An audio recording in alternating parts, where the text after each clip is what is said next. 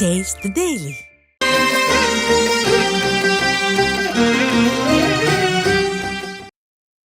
நெல்லை மாவட்டம் நாங்குநேரியில் உள்ள வானமாமலை பெருமாள் கோவிலில் 2ஆம் நாள் தெப்ப உற்சவம் வெகு சிறப்பாக நடைபெற்றது.